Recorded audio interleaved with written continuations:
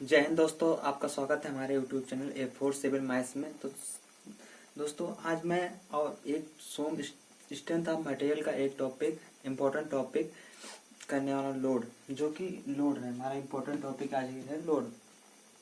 हम लोग आज लोड के बारे में, स्ट्रेंथ ऑफ मटेरियल से रिलेट लोड के बारे में आज हम लोग पढ़ेंगे। हमारा लोड कई प्रकार से डिफाइन किया गया है, लेकिन तो यहाँ पर हम स्ट्रेंथ ऑफ मटेरियल को पॉइंट ऑफ व्यू से यहाँ पर हम लोड को डिवाइड करेंगे। तो सबसे पहले हम ये जानते हैं लोड किसे कहते हैं। तो लोड का डिफिनेशन हमारा जो होगा, माना कोई बॉडी, ये माना कोई बॉडी है, इस बॉडी में बाह्य कारक कोई मतलब एक्सटर्नल कोई चीज लग रहा है, मान कोई भी एक्सटर्नल जो कि इस बॉडी को डिस्टर्बेंस, इस बॉडी में डिस्टर्बेंस उत्पन्न कर दे या उत्पन्न करने का प्रयास करे, उस कारक को हम कहेंगे, उस बाह्य कारक को हम कहेंगे लोड। समझ में आया? जैसे कोई भी एनीथिंग, मतलब कोई भी वस्तु, कोई भी कारक हो, बाह्य कारक हो, जो कि इस बॉडी, मान लो बॉडी, इस बॉडी में डिस्टर्बेंस उत्पन्न कर दे, उसे हम लोड कहते हैं। तो उसे हम लोड कहते हैं। लोड, स्ट्रेंथ ऑफ मटेरियल में लोड हमारा 3 आधारों पे बांटा गया है। सबसे पहले हम बात करेंगे टाइम के आधार पर। सबसे पहला टाइम के आधार पर। नंबर दूसरा हम लोग बात करेंगे डायरेक्शन, लोड किस डायरेक्शन में लगा, डायरेक्शन के आधार पर, डायरेक्शन के आधार पर। नंबर तीसरा बात करें तो नंबर तीसरा हम लोग बात करेंगे, नंबर तीसरा एक्ट, कहाँ पर किस तरह एक्ट कर रहा है, उसकी क्रिया, एक्ट के आधार पर। तो हम लोग सबसे पहले टाइम के आधार पर। टाइम के आधार पर कई प्रकार के हम भाग बांटा गया हमारा लोड। सबसे पहले हम बात करेंगे टाइम के आधार। तो टाइम के आधार पर हमारा लोड 3 प्रकार से बांटा गया। सबसे पहले हम देखेंगे gradual load, gradual load, gradual load. तो सबसे पहले हम देखेंगे gradual. Number 2 sudden load, sudden load. तीसरा हमारा हो जाएगा फटीग लोड, फटीग लोड। तो दोस्तों देखो, टाइम के आधार पर मतलब ग्रेजुअल लोड, धीरे धीरे जो हमारा लोड लगेगा उसे gradual load, sudden load, fatigue load. Time के आधार पर हम लोड को 3 प्रकार से डिवाइड कर सकते हैं। पहला ग्रेजुअल लोड, दूसरा सडन लोड, तीसरा फटीग लोड। तो हमारा ग्रेजुअल लोड क्या होता है? तो ग्रेजुअल लोड हमारा जो होता है, जैसे मानो ये बीम है, ये कोई बीम है, इस पे हमें 10 किलोमीटर लगाना है, 10 किलोमीटर लगाना है लोड। तो इसको हम अचानक नहीं इस पे कि 10 किलोमीटर लगा दें, धीरे धीरे टाइम के हिसाब से। तो हमारा यहाँ देखो ग्राफ से समझाते हैं आप लोग को। ये टाइम हो गया, ये लोड हो गया। तो जैसे 1 मिनट में हमारा 2 किलोमीटर, 2 मिनट में हमारा 5 किलोमीटर, इस प्रकार से हम लोड को लगाते हैं। मतलब धीरे धीरे, एकाएक नहीं, उस पर मतलब एकाएक, धीरे धीरे, स्लो स्लो। तो हमारा ये इस तरह ग्राफ बनता है इसका, ग्रेजुअल लोड का।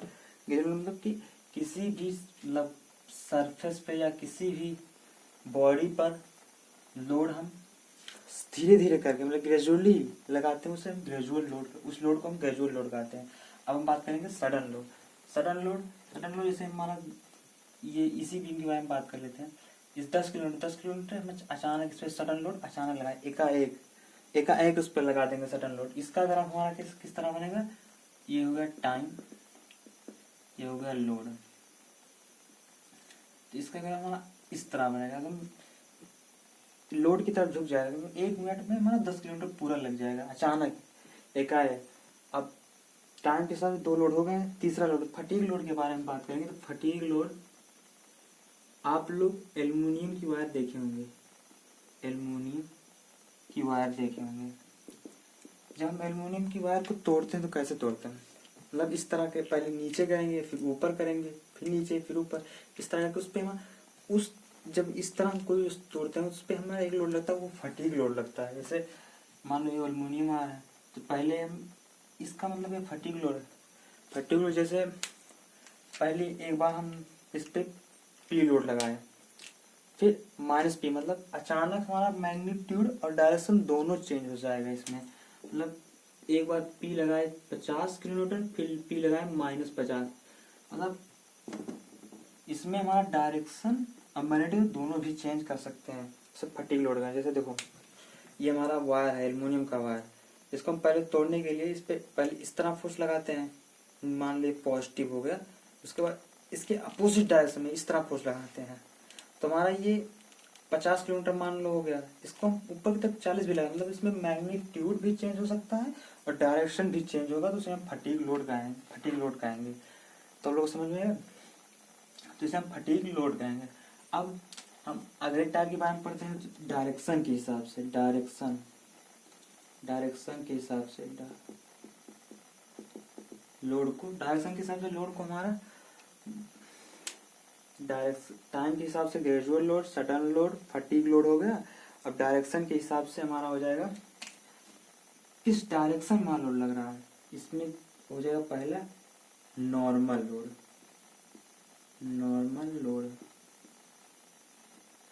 Normal load. दूसरा क्या हो जाएगा हमारा एसेंट्रिक्स, नहीं नॉर्मल लोड हो जाएगा। दूसरा होगा transverse shear load, transverse load, जैसे ट्रांसवर्स शियर लोड। डायरेक्शन से अब इसमें समझते हैं, देखो नॉर्मल लोड हमारा दो प्रकार का होता है। पहले देखो नॉर्मल लोड, पहले देखो नॉर्मल लोड क्या होगा।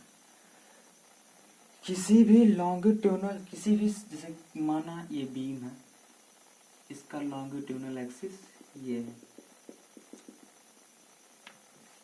नॉर्मल लोड वह लोड है जो कि किसी भी पिंड के लॉन्गिट्यूडनल एक्सिस के पैरेलल उस लोड का लाइन ऑफ एक्शन होगा। और लाइन ऑफ एक्शन क्या होता है, जैसे मान लो ये बॉडी है, इस पे ये लोड लगा है, इस लोड को हम आगे पीछे कहीं भी बढ़ा सकते हैं।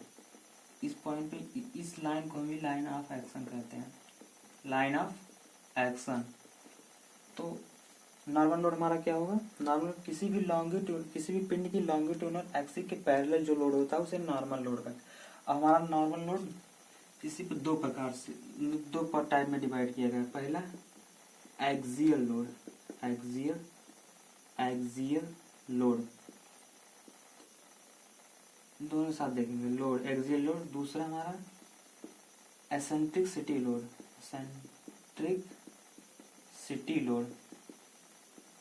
Eccentricity load. तो दोस्तों जैसे एक्सियल लोड हमारा क्या हो जाएगा, एक्सियल, जैसे ये बीम है, इसका लॉन्गिट्यूडनल एक्सिस ये है, इसे हम एक्सियल एक्सिस भी कहते हैं, एक्सियल एक्सिस। अब एक्सियल लोड का मतलब समझो, एक्सियल मतलब तो नॉर्मल लोड का मतलब क्या है, जो इसके पैरेलल, लेकिन इसमें एक्सियल टाइप एक हो जाएगा कि इसके ओवरलैप भी करे, इस एक्सियल एक्सिस को इसकी लोड का लाइन ऑफ एक्शन इसके ऊपर मतलब ओवरलैप भी करे और पैरेलल मतलब समांतर भी हो, उस लोड को हम एक्सियल लोड कहेंगे। और अगर यदि ये लोड इस के सिर्फ समांतर नहीं, कुछ डिस्टेंस पे इसकी लाइन ऑफ एक्शन हो, जैसे मान लो ये हमारा एक्सियल लोड हो गया, एक्सियल एक्सिस हो गया, हमारा लोड यहाँ लग रहा है, बट इसका लाइन ऑफ एक्शन इसके समांतर हो, लेकिन इसके दोनों मतलब एक्सियल एक्सिस और लाइन ऑफ एक्शन के बीच कुछ डिस्टेंस है, तब इस लोड को हम कहेंगे एसेंट्रिसिटी नॉर्मल लोड इसे कहेंगे। इस तरह के लोड को हम एसेंट्रिसिटी लोड कहेंगे। अब हम बात करते हैं ट्रांसवर्स शियर लोड। सबसे पहले हम बात करें शियर लोड। तो यह लोड हमारा किसी भी लॉन्गिट्यूडनल एक्सिस के परपेंडिकुलर, इसके परपेंडिकुलर जो लोड लगेगा, इसके परपेंडिकुलर मतलब कि इसके परपेंडिकुलर जो लोड लगेगा उसे हम शियर लोड कहेंगे, मतलब ट्रांसवर्स शियर लोड भी कहेंगे। बट इस ट्रांसवर्स एक्सिस के पैरेलल मतलब ट्रांसवर्स एक्सिस के समांतर हो, ये हमारा बनेगा, ये ट्रांसवर्स एक्सिस है, इसके समांतर हो तो उसे ट्रांसवर्स शियर लोड कहेंगे। अब देखो इसे हम दो प्रकार से बांटे, एक होता है axial transverse shear load, axial transverse shear load, axial transverse shear load. तो नंबर दूसरे पे eccentricity transverse shear load. Eccentricity transverse shear load हो जाएगा। लोड सबसे पहले एक्सियल ट्रांसवर्स शियर लोड कैसे निकालेंगे दिखाएंगे। ये हमारा हो गया कोई सेक्शन, मान लो ये यहाँ इधर हो गया सेक्शन। अभी सेक्शन पे ये हमारा ट्रांसफर, इसके पैरेलल भी ओवरलैप हो, ओवरलैप इसी तरह पहले की तरह ऐसे एक्सियल लोड की तरह इसके ट्रांसवर्स एक्सिस पे ओवरलैप हो तो उसे एक्सियल ट्रांसवर्स शियर लोड कहेंगे। और एसेंट्रिसिटी इससे पैरेलल ना, इसके समांतर हो पर इसके ऊपर ओवरलैप ना हो तो इसे एसेंट्रिसिटी लोड भी लोड कहेंगे। अब बात करेंगे तीसरे नंबर पे। तो तीसरे नंबर पे बात करने वाले हैं एक्ट, मतलब एक्ट कहाँ पर करता है। तो एक्ट के अनुसार हमारा तीसरा लोड हो जाएगा एक्ट। एक्ट सबसे पहले हम बात करेंगे, ये हमारा दो प्रकार का, एक पहला पॉइंट लोड, एक होता है हमारा यूनिफॉर्म डिस्ट्रीब्यूटेड लोड।